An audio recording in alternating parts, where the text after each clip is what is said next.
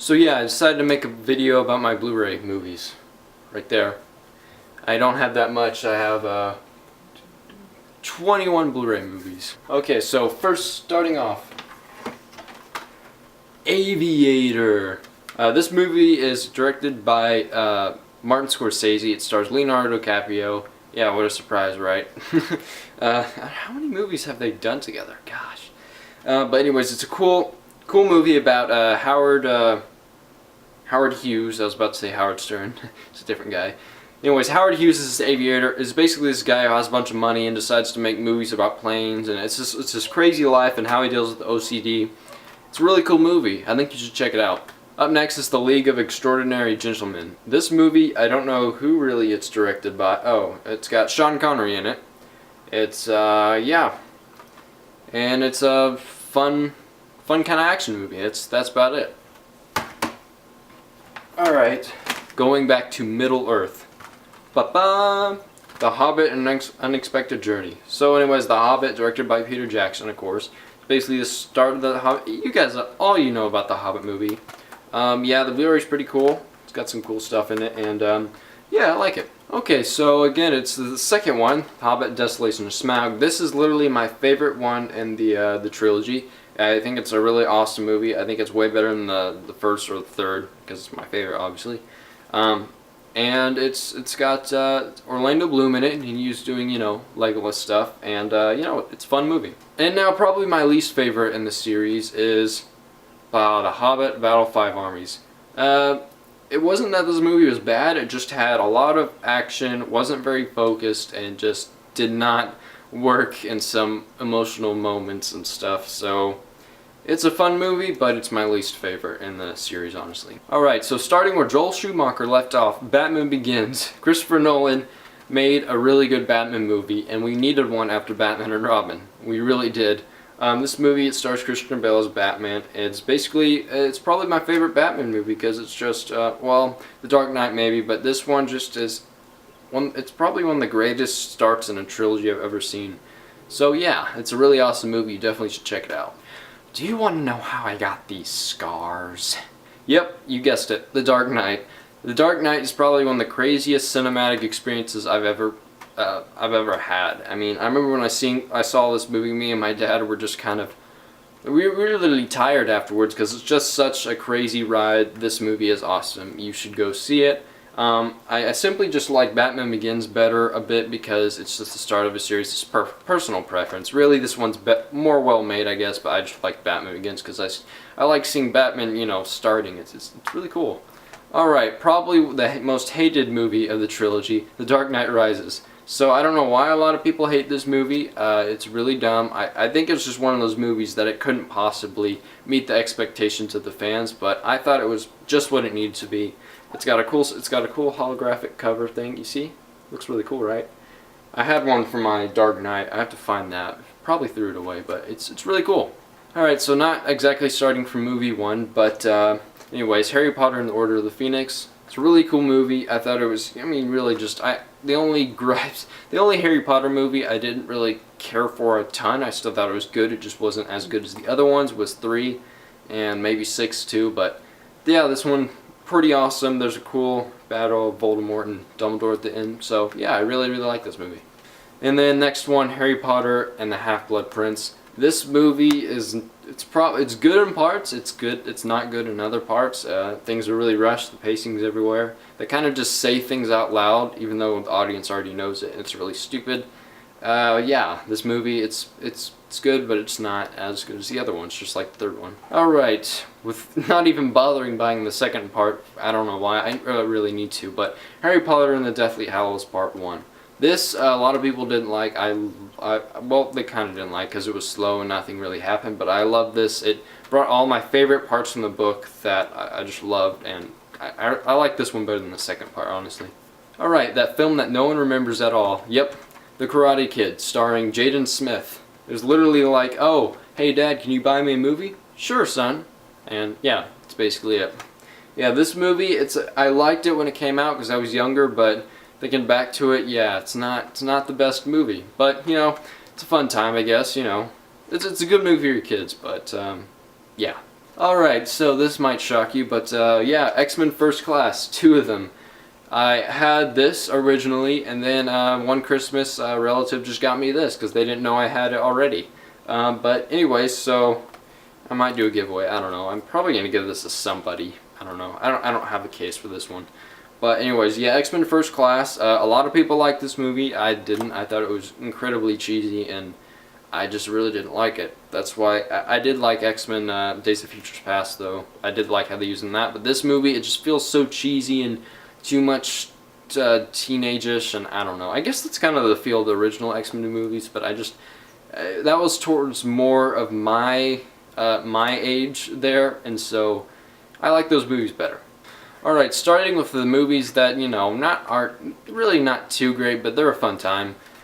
World War Z. Yeah, it's starring Brad Pitt. Gosh, I've been saying the directors in this movie. I don't really know the directors of these movies. I don't focus on that a ton. I'm starting to now, but anyways, this movie, it's a pretty fun time, cool zombie movie. It's a zombie movie that actually says zombies because they actually got the copyright for it, and so yeah, it's a fun time. Alright, you know, I could say this is a guilty pleasure, but honestly I don't ever watch this movie at all. I don't know why I got it on Blu-ray. 2012, yeah. Yeah. Alright, starting J.J. Abrams off as a cool action movie director, Star Trek. This movie, I had never really seen any of the original Star Trek episodes. I never knew anything about the original Star Trek. I only watched Next Generation, and that's still my favorite. But this movie got me to like the original, and it's just, you don't have to be a Star Trek fan to watch it. It's just freaking awesome, and it's a really fun time. You definitely should check out this movie if you love action movies. So, yeah. Bum bum bum bum bum bum bum. Casino Royale. Casino Royale is absolutely my favorite Bond movie of all time. That being said, I've seen like 3. Yeah, pretty much 3. I have never seen any of the other old Bond movies except maybe a few scenes, and that's about it. But yeah, I've only seen Casino Royale, Quantum of Solace, that, you know, that movie that never happened, and then Skyfall. And out of the 3, this one is my absolute favorite. This movie, it's really, really long. It's 144 minutes. It's an incredibly long movie, but it's really awesome. You definitely should watch this. You have to invest time into it, but it's worth it. It's so awesome. It's like 3 movies into one. It's like 4 or 5 movies into one, in my opinion. It's so awesome. Dang it. That happened. Be careful with your Blu-ray discs. Alright, so yeah, that happened.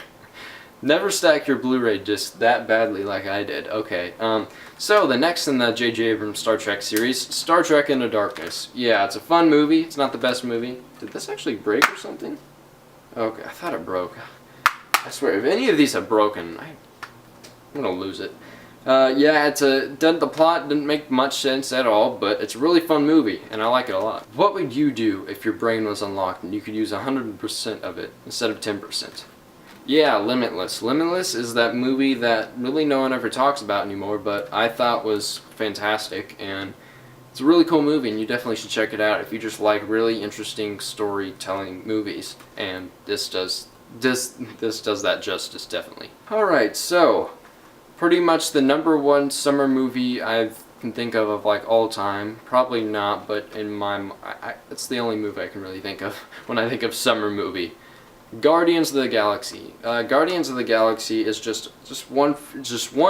It's the movie that you sit down, you say shut up, don't think about the movie, just shoving popcorn in your mouth, and that's basically what you do. And it does you justice if you do that. If you think about the plot, or well, even if you thought about the plot, you're like, okay, cool. But there's some things, yeah, it's a fun movie. Well, my camera kind of just died, so I had to recharge the battery for a little bit, and yeah, now we're here. So anyways, next movie is Fellowship of the Ring.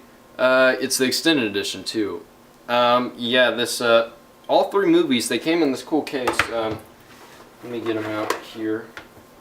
Came in this cool little box, put the movies inside it. They're just laying right there, though, but it's got a cool map of Middle Earth. You know, it's got this really shiny gold thing. It's like a bookcase. It's really, really cool. It costs a ton of money, but it's worth it.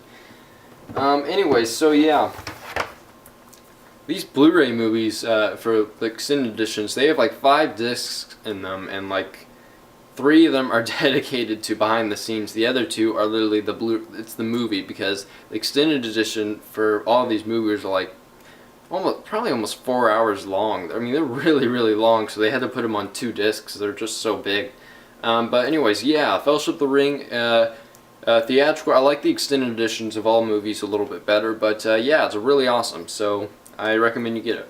Next up is Two Towers. Two Towers is the movie that a lot of people actually didn't really like, but was like their least favorite in the series. But mine is probably my second. It basically gets better and better for me as the movies go on. So yeah, this is my second favorite. I just like the deeper tones in it.